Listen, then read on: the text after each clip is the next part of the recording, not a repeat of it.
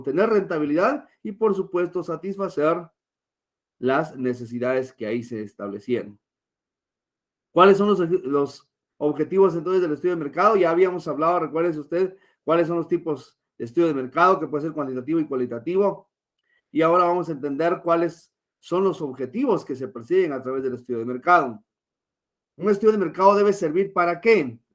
Para tener una noción clara de la cantidad de consumidores que habrán de adquirir el bien o servicio que se piensa vender dentro de un espacio definido, durante un tiempo determinado, que en este caso pues es un periodo que puede ser a mediano o largo plazo, o que también vamos a determinar cómo está la disposición de consumo. En este caso, ¿cuál es el precio que se le puede brindar este bien, este proyecto, esta acción? De acuerdo con ello, entonces, cuando perfilamos los objetivos, debemos de considerar qué vamos a hacer, hacia quién va dirigido este estudio de mercado. Y de acuerdo con ello, identificar si tienen o no tienen capacidad adquisitiva. El bien o servicio puede ser muy apetecible, pero si no tenemos, si no consideramos la capacidad de pago, la capacidad adquisitiva, definitivamente no vamos a lograr vender, no vamos a lograr entonces llevar ese producto o ese servicio que queremos implementar. Usted se está haciendo profesional, va a implementar entonces sus servicios profesionales. Tendríamos que determinar cuál es el costo para que puedan obtener sus servicios profesionales y de esa cuenta empiezas a entender si se puede o no se puede entonces llegar a ofrecer ese servicio y a qué precio. Y luego entonces también cuántos hay. Bueno, vamos a ser ingenieros, vamos a ser abogados, vamos a ser arquitectos, contadores públicos y auditores. ¿Cómo está el medio? ¿Cómo se está operando? ¿Cuánto es el cobro por los servicios? Y entonces puedo yo tener acceso a más clientes. Entonces debo de tener con claridad la cantidad de consumidores, cuántos son los que van a requerir ese servicio o ese bien. Y de acuerdo con eso, recuerde usted que eso nos va a permitir saber la capacidad productiva. Nuestra capacidad productiva se va a ver en el caso de la producción, de acuerdo a la cantidad de unidades producidas. Entonces, si yo tengo acá gran cantidad de consumidores que no están siendo satisfechos, entonces, ¿qué tengo que hacer? Aprovechar ese mercado para producir y luego debo de establecer si tengo o no tengo la capacidad para poder solventar o resolver la necesidad de estos. Si no, pues efectivamente vamos a tener inconvenientes y entonces posiblemente pueda estar produciendo de más o posiblemente tenga que producir de menos. Entonces, tengo que determinar a través del estudio de mercado quiénes son, entonces, cuáles son los objetivos, qué persigo, cuál es el precio. Recuérdense que el precio es fundamental porque este me permite establecer si se puede o no se puede adquirir el bien o servicio. Y luego, ¿cuál es la estructura del análisis entonces que vamos a hacer a través del estudio de mercado? Primero, definir el alcance de la investigación. Cuando estamos hablando del alcance de la investigación, estamos hablando, estimados compañeros, hacia dónde queremos llegar, qué profundidad, cuánto queremos conocer. De acuerdo con ello, entonces, determinar hasta qué grado de complejidad le vamos a dar a la investigación. Y de acuerdo con eso, establecer si no hay, pues, más alternativas. ¿Cuáles son las necesidades y fuentes de información? ¿Quién me brinda información? ¿A dónde acudo para obtener la información? ¿En dónde encuentro esta información? Es importante que establezca entonces esto dentro del análisis del estudio de mercado.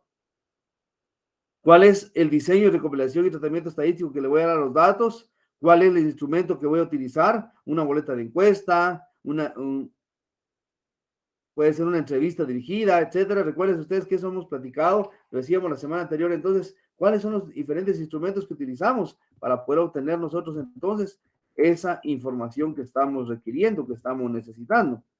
Luego también, ¿cuál es el procesamiento y análisis que le voy a dar a los datos? ¿De qué manera los voy a analizar? ¿Qué tratamiento le voy a brindar a estos datos? Me voy a apoyar de la estadística, voy a elaborar gráficas. Luego, elaborar el informe que contiene toda la información referente a lo que hemos encontrado, a lo que hemos investigado. Y de acuerdo con ello, entonces, el informe va a recopilar de manera sintética y, por supuesto, concreta y resumida la información obtenida en el trabajo de campo. El trabajo de campo es ir y buscar la información y en el informe básicamente pues presentar lo que nosotros encontramos. De acuerdo con ello, entonces empezamos y definimos el alcance de la investigación. Esta parte implica que se tenga un conocimiento completo de los problemas a resolver. O sea, debe tomarse en cuenta que siempre existe más de una alternativa de solución y por eso es importante el estudio de mercado, porque a través del estudio de mercado debo de saber entonces cuál alternativa es más factible, cuál es más viable y sobre todo determinar cuál es el que efectivamente va a resolver el problema, pero a la vez es el que es requerido por los consumidores. De acuerdo con ello, entonces, entender cuál es el beneficio que provoca cada alternativa y de acuerdo con ello, pues decidir cuál es la situación actual y cuál es la situación futura que se quiere determinar a través del alcance de la investigación. Entonces, en este caso, entender cómo se está presentando el comportamiento de los consumidores, están o no están comprando y luego qué tipo de proyecto o qué clase de servicios están requiriendo para que yo pueda tener la oportunidad de poder ofrecerlos. Luego determinamos las necesidades y fuentes de información. Tenemos como fuentes de información, que ya lo hemos mencionado también en alguna ocasión, las fuentes primarias y fuentes secundarias. Las fuentes primarias es ir y efectivamente obtener los datos con los involucrados. En este caso, ¿qué implica? Pues yo puedo elaborar una encuesta e ir con los consumidores, por ejemplo, si estábamos hablando con nuestro ejemplo que normalmente hemos venido utilizando para ir entendiendo esta parte.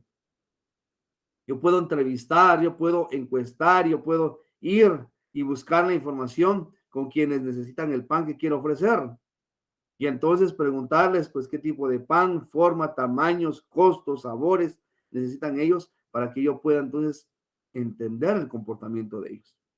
O también fuentes secundarias, en el caso particular, mis estimados y apreciables compañeros, por ejemplo, de las ciencias agronómicas, cómo determinar cuál es el costo de las unidades producidas, puede ser por toneladas métricas, por hectáreas, cuál es, por ejemplo, el costo de la producción de papa, variedad Tolliman, por ejemplo. Entonces, yo debo de buscar información y encuentro en revistas. En este caso, por ejemplo, voy a ayudarme de lo que es el INE, Instituto Nacional de Estadística, presenta ahí entonces la cantidad de producción y al mismo tiempo también el costo de las mismas.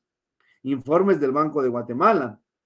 Entonces, me pueden servir para que yo pueda entonces obtener información y de esa cuenta analizarlas y entonces incorporarlas a mi estudio de mercado. El investigador debe saber con exactitud cuál es la información existente con el fin de poder decidir la base de investigación más adecuada.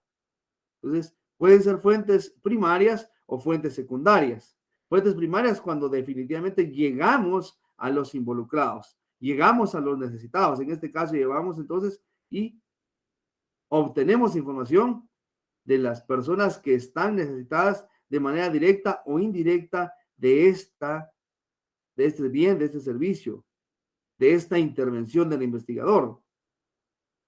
También las fuentes secundarias pues se van a convertir en aquellas revistas, informes, inclusive, que tienen entonces otras instituciones, otras organizaciones que han hecho proyectos de esta naturaleza y que ya han entonces sistematizado la experiencia y eso permite que el investigador pueda tomar una decisión, pueda saber entonces si eso no es factible y si se puede o no aplicar.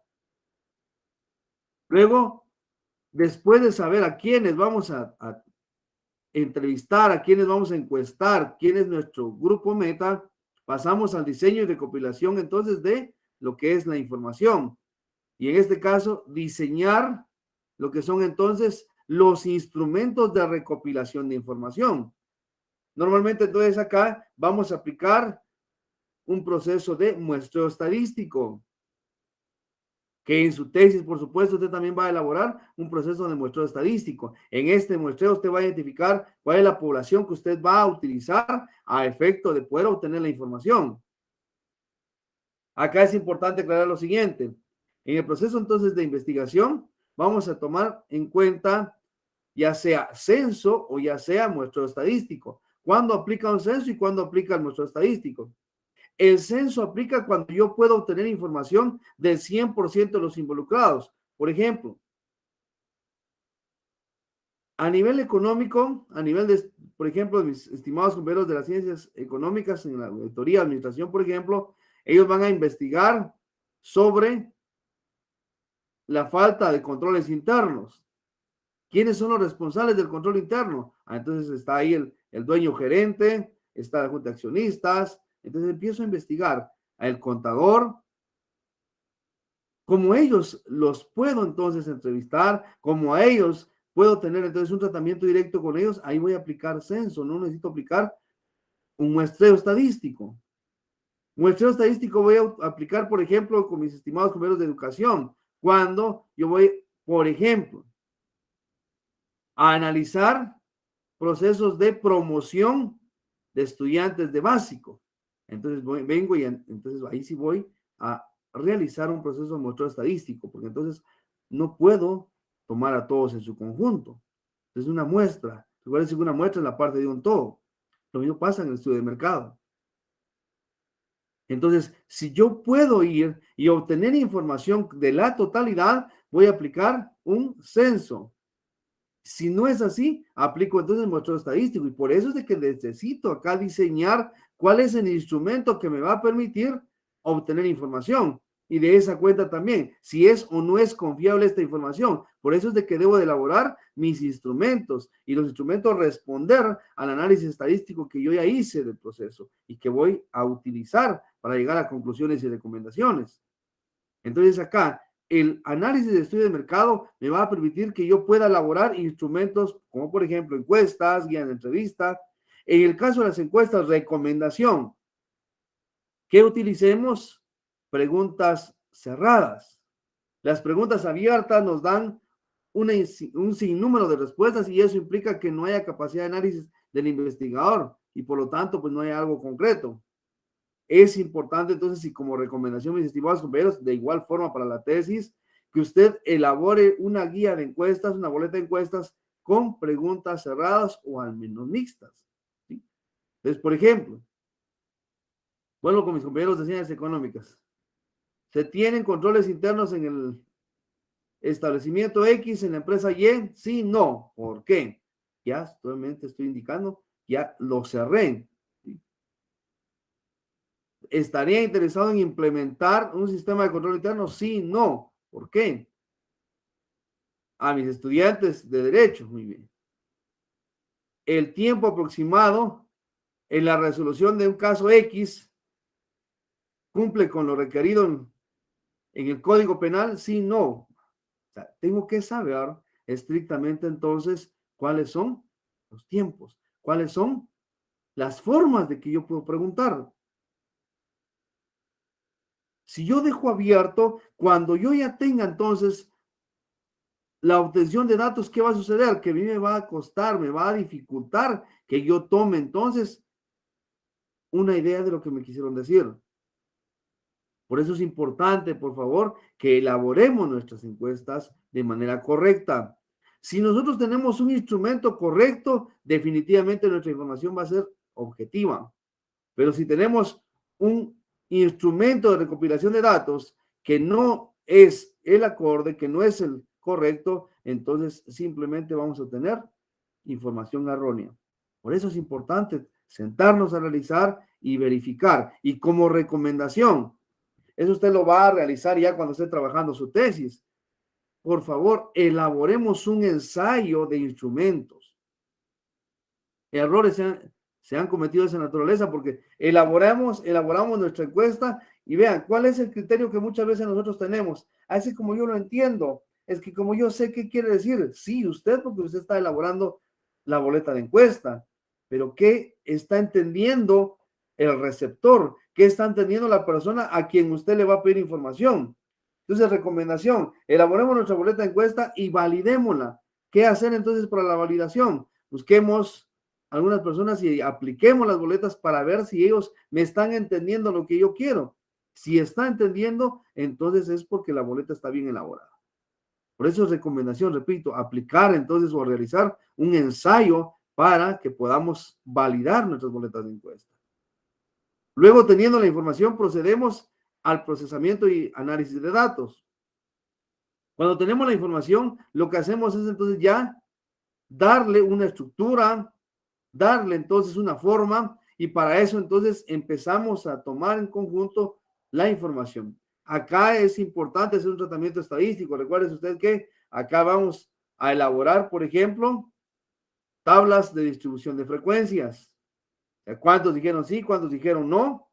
Acá tenemos que elaborar entonces análisis para determinar, por ejemplo, y por eso es que nos sirvió y nos está sirviendo el conocimiento de la estadística, cuál es la media aritmética, cuál es pues la cuarta parte de la población, qué dice con relación a eso, y por eso acá aplicamos entonces nosotros cuartiles, percentiles, etcétera, porque eso nos va a permitir analizar los datos.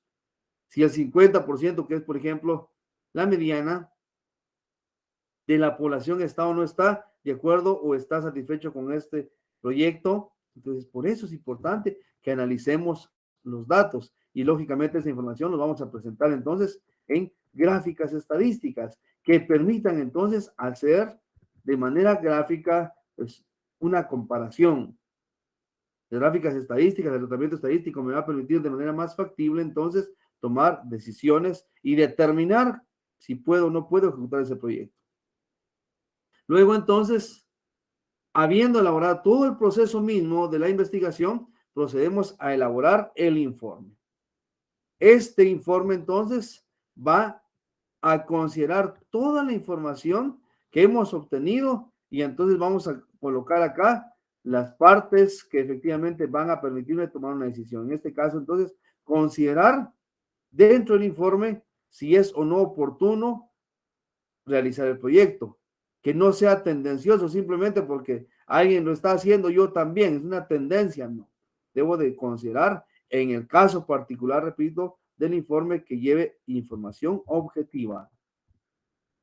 ¿Cómo obtenemos esta información? Entonces, sencillo, vamos y obtenemos a través de fuentes primarias.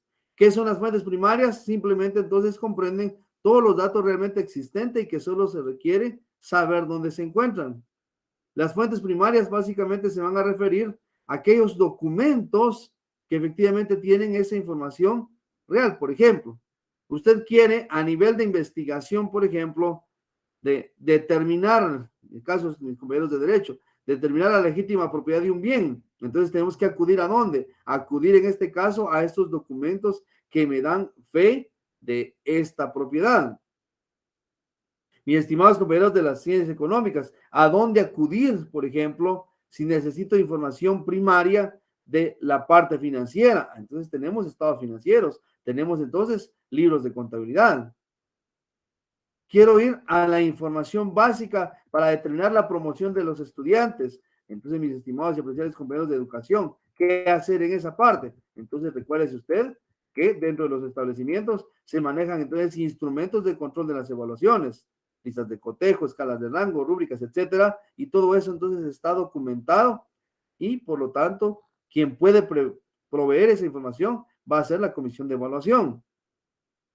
En el caso entonces y mis estimados compañeros de ingenierías, ¿dónde obtengo esa información? Entonces tengo que determinar fuentes primarias, determinar acá quién me brinda esa información. Por ejemplo, para la construcción que hace el ingeniero, a determinar colindancias, entonces tiene una planificación. ¿Sí? Entonces, del punto A hacia el punto B, ¿cuál es la distancia? ¿Cuáles son los grados que tiene? Entonces, todo ello para determinar si, por ejemplo, estoy trabajando con un terreno, pues, que es regular o es irregular, y ahí tenemos los polígonos, y usted más que nadie está especializado en esa parte, entonces vamos a buscar información primaria, y efectivamente me va a permitir eso, tener entonces información de lo que yo quiero realizar.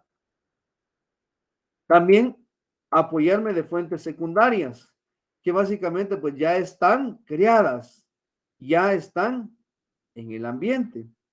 Las fuentes secundarias básicamente pues comprenden todo aquel material que ha sido ya previamente publicado o elaborado por otras instituciones, tales como les decía hace un momento, informes, por ejemplo, del INE, informes del Banco de Guatemala, del Ministerio de Economía, monografías que han sido elaborados por estudiantes u otros investigadores, libros de texto, todo ello entonces que me permita obtener información y brindar información de lo que yo quiero realizar. Entonces, es importante que yo busque esta información, ya sea de fuente primaria o de fuente secundaria. La idea es que yo tenga la capacidad de poder obtener esa información y en base a eso determinar entonces qué quiero realizar, hacia dónde quiero conducir estos esfuerzos del proyecto.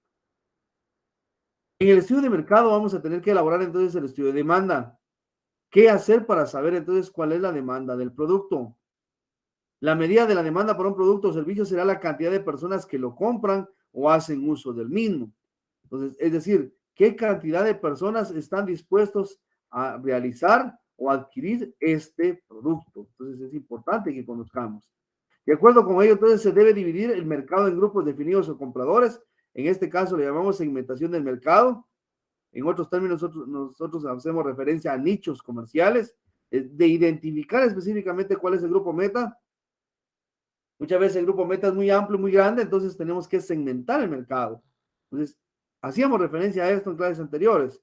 Si yo tengo 50 familias ahí que no he logrado satisfacer, entonces porque no hay producto, ellos son los demandantes, pero no hay oferta, entonces de esas 50 familias enfocarme en qué tipo de pan, qué edades, cuáles son los gustos, y entonces hacer mi mercado de manera segmentada. Después se debe buscar y definir todas las personas que se piensan podría comprar el producto, en este caso el producto meta, el mercado meta. ¿Quiénes tienen capacidad adquisitiva? Informarse qué cantidades se han vendido al producto anteriormente, a qué precio, quiénes lo han vendido y de qué manera o cómo, y entonces para saber si ha funcionado o yo puedo realizar cambios en esta actividad de demanda. ¿Qué hacer para determinar cuál es la demanda del producto que usted quiere indicar? Pues simplemente decimos también que es importante calcular cuáles son los posibles clientes. Es decir, si efectivamente tienen esa capacidad adquisitiva, de qué zona geográfica, dónde están ubicados, calcular la muestra, en este caso acá para determinar el número de boletas, y esto me va a permitir entonces saber si es o no es representativa esta muestra. ¿Cómo calculamos la demanda? Decimos entonces, ¿dónde? La demanda total del mercado es igual a ¿qué? A la cantidad de compradores en el mercado multiplicado por la cantidad comprada por el usuario promedio por año, multiplicado por el precio de unidades de unidad promedio y, por supuesto, entonces, esto me va a brindar información de la demanda anual en unidades monetarias, es decir, la cantidad de dinero que se está generando a través de este proceso. De acuerdo con ello, entonces, veamos un pequeño ejemplo. Se pretende vender X producto para bebés en la cabecera municipal de TBC. El mercado meta serán los padres de familia que residen en ese lugar, que pertenezcan a la clase social media a alta y que tengan bebés entre las edades de 0 a 4 años. Veamos entonces. Antes de calcular la demanda anual en unidades, se debe tener y conocer los datos siguientes. ¿Cuál es la población? En este caso, la población de este lugar es de 850,445 habitantes. Determinar el número de familias, en este caso se entiende que cada familia está integrado por 4 miembros, entonces dividimos 850,445 entre 4 y entonces nos da que es 212,611. Entonces a esta vamos a tomar, vamos a considerar, porque estas son las familias, ¿sí? 212,611. El porcentaje de población que pertenece a la clase media se estima que es del 17% y a la clase alta se estima que es un 3%. ¿Qué hacemos entonces? Determinamos también la cantidad de bebés entre 0 y 4 años, que son en este caso de 105,122.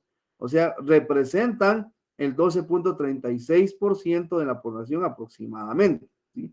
Recuérdense que 105,122 y lo comparamos con los 850,445 que es la población, de ahí obtenemos ese porcentaje. Por medio de encuesta, debemos determinar qué porcentaje de personas de clase media y de clase alta están dispuestas a comprar este X producto. Este porcentaje mencionado anteriormente, hay que saber cuántas unidades de X productos están dispuestos a comprar anualmente. ¿Cuántos productos están por comprar o están dispuestos a querer comprar? En el caso de los numerales 5 y 6, en este caso, pues van a ser supuestos, ¿sí?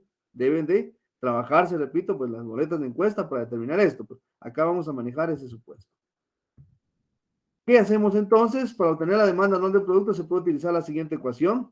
Demanda anual de unidades es igual al total de números de familia, que en este caso son 212,611, multiplicado por el porcentaje de clases de población por clase social, que en la clase social media es del 17% y la alta es del 3%. El porcentaje de bebés entre 0 y 4 años, que dijimos, es el 12.36% aproximadamente, o sea, son 105.122 niños. El porcentaje dispuestos a comprar, o sea, cuál es el consumo que se pueda tener, y de acuerdo con ello estimamos que la clase media tiene un poder adquisitivo del 70% y la clase alta un 90%. Las unidades de consumo anual por producto, entonces decimos que 1.680 para la clase media y 2.016 para la clase alta. Entonces, dijimos, eso es lo que hacemos a través de la encuesta. O sea, obtenemos esta información por medio de instrumentos, que acá en este caso son supuestos. ¿Qué hacemos entonces para determinar la demanda anual? Simplemente decimos los 212.611, que es el número de familias, multiplicado por el 17%, esto es para la clase media, porque ese es el porcentaje de población, multiplicado por la cantidad de bebés, en este caso en porcentajes, 12.36%, por el 70% que es la disposición a comprar el producto, nos da entonces que eso lo debemos de multiplicar por las unidades que consume la clase media, que en este caso es 1.680. Aplicando la multiplicación, entonces voy a obtener 5.253.641.6 unidades. Luego, ¿qué hago con la clase alta? Aplico el mismo proceso, pero utilizando los porcentajes de adquisición y consumo de esta clase alta. 212.611, que es el número de familias, por el 3% que corresponde al porcentaje de la población que pertenece a clase alta, multiplicado por el 12.36%, que es el porcentaje de niños de 0 a 4 años, por el 90%, que es la capacidad de compra, por 2.016 unidades, que es el consumo por año. Y obtengo entonces que es 1.430.403.3. Por lo tanto, entonces, la demanda anual en unidades por producto es de 6.684.044.9, que es aproximadamente 6.684.045 unidades de este producto. Así es como vamos a estimar la demanda. Vean entonces acá, tenemos aproximadamente, vamos a redondear esto a 7 millones. ¿Puedo tener yo capacidad para producir esta cantidad de unidades? Ahora, ¿cuántas de esas unidades se están brindando? Eso es lo que debo de saber para verificar si efectivamente se está o no se está llegando a esta población y determinar si hay o no hay una demanda insatisfecha. De acuerdo con eso, entonces la demanda insatisfecha es aquella que no ha sido cubierta por el mercado y, por supuesto, debe buscarse entonces de qué manera llegar a satisfacer u ofrecer productos o servicios que vayan a satisfacer esta necesidad insatisfecha. La demanda insatisfecha básicamente es la demanda en la cual el público no ha logrado acceder al producto y por lo tanto hace falta y es lo que vamos a aprovechar para que entonces puedan ellos efectivamente satisfacer su necesidad. La demanda básicamente de espacio también que el mercado no puede satisfacer por razones diversas como precio, disponibilidad, espacio suficiente, etcétera, es también parte de la demanda insatisfecha. Es aquella que no ha sido cubierta por el mercado y que por lo tanto entonces debemos de aprovechar para poder producir.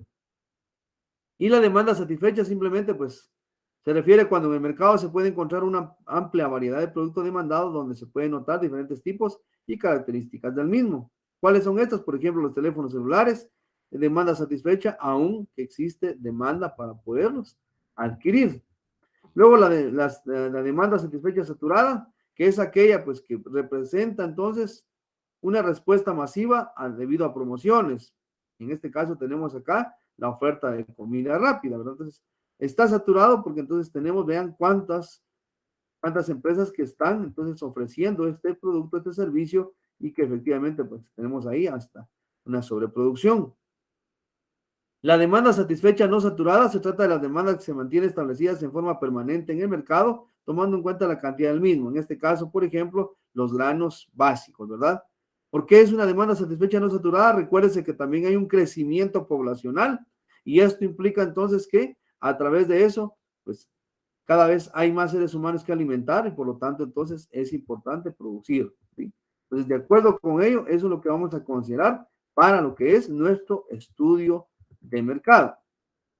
Vamos a darle continuidad entonces a lo que veníamos trabajando en relación a la parte del dominó, a la parte de la investigación, y dijimos entonces que el árbol de problemas simplemente pues va a representar una parte negativa, una situación negativa contraria de lo que estamos nosotros determinando. Y para eso entonces, ¿qué hacemos?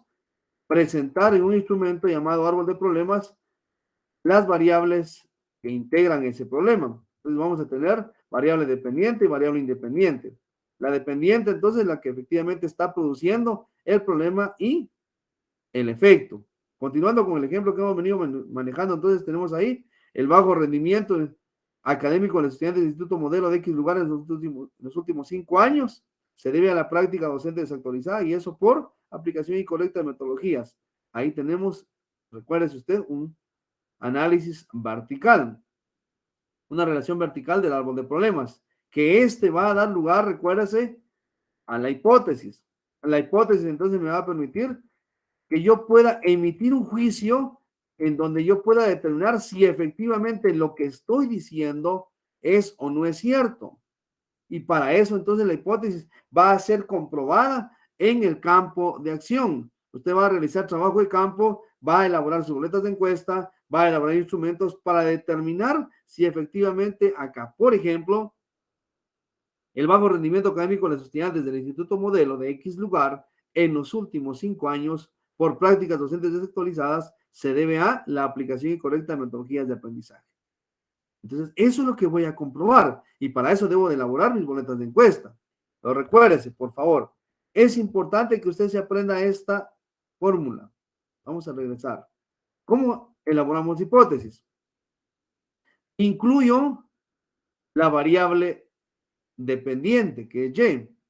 Le agrego la temporalidad, que son 5 años mínimo, recuerde usted, por favor, 5 años, más el problema central, más la causa o variable dependiente. Regresemos un poquito, veamos acá el árbol de problemas, cómo está, cuál es el efecto, la temporalidad están en 5 años, el problema central y la variable independiente. Si yo uno esto, entonces voy a obtener el bajo rendimiento académico de los estudiantes del Instituto Modelo de X lugar en los últimos 5 años por prácticas docentes desactualizadas se debe a la aplicación incorrecta de metodologías de aprendizaje.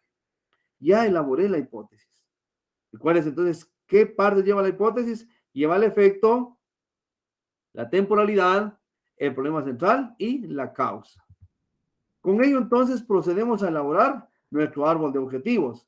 Que recuerde, si usted presenta entonces acá un punto de vista mejorado del árbol de problemas.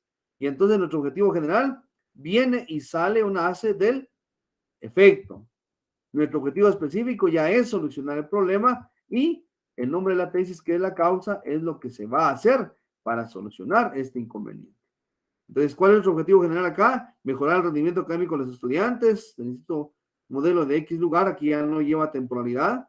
Objetivo específico, actualizar las prácticas docentes en el aula y un programa de actualización metodológica docente. Eso es lo que vamos a hacer. Si yo hago un programa de actualización, se mejoran las prácticas en el aula y esto hace que haya mejor rendimiento académico. Tenemos acá nuevamente la lógica horizontal y vertical. De acuerdo con ello, entonces, recuerden ustedes, también ya habíamos platicado cómo pasamos entonces nosotros el árbol de problemas y el árbol de objetivos a nuestro dominó. El dominó va a tener entonces la información de manera sintetizada para que yo pueda entonces elaborar mi proceso de investigación. Esta síntesis me va a permitir saber cuál es el proceso que debo seguir para alcanzar los resultados esperados. De acuerdo con ello, entonces el primer paso en el dominó es, por favor, trasladar su árbol de problemas.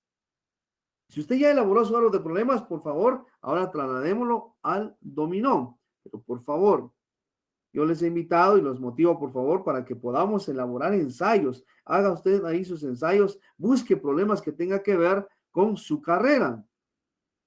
Aquí estamos manejando un ejemplo de educación, puede ser aplicado a ciencias económicas, a derecho, a trabajo social, a psicología. La metodología es aplicable de manera general y que precisamente nos va a servir el manejo de esta metodología para que usted elabore su tesis, para que usted logre obtener su título correspondiente.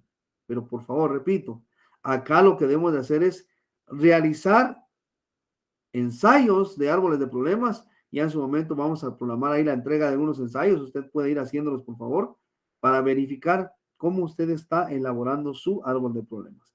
Este es el primer tropiezo que muchas veces encontramos cuando hacemos nuestra tesis. No sabemos elaborar nuestro árbol de problemas. Y si nuestro árbol de problemas está mal, definitivamente nuestro árbol de objetivos va a estar peor. Entonces, primera acción, aprendamos a elaborar correctamente nuestro árbol de problemas, identificando causa, identificando efecto, identificando cuál es el problema. Y si ya tengo bien elaborado mi árbol de problemas, va a ser factible pasarlo a positivo en el árbol de objetivos. Y entonces, por ejemplo, acá, el bajo rendimiento se convierte en mejorar el rendimiento. Recuérdese, por favor, perdone que insista en esta parte, pero es importante que cuando usted redacte un objetivo, lo redacte utilizando verbos en infinitivo. Ir, ¿sí? En este caso tenemos mejorar, podemos elevar el rendimiento académico. Entonces es importante que nosotros utilicemos un verbo. ¿Cuál es el problema que detectamos en el árbol de problemas? Prácticas docentes desactualizadas. ¿Qué hacemos entonces? Eso mismo lo convertimos a positivo, empezando con un verbo, actualizar las prácticas docentes en el aula. Si usted se da cuenta, ahí mismo sale entonces la conversión. Prácticas docentes desactualizadas. Entonces vengo y digo actualizar. Bajo rendimiento académico, mejorar, aumentar, incrementar el rendimiento académico. ¿Sí? Tengo pérdidas financieras. Pérdidas financieras en la empresa XYZ en los últimos 5 años. Muy bien. ¿Qué va a hacer usted? Ahora decir muy bien. Mejorar la recaudación. Incrementar la ganancia. Entonces tengo verbos. Si por ejemplo acá tengo entonces prácticas docentes actualizadas, actualizar las prácticas docentes.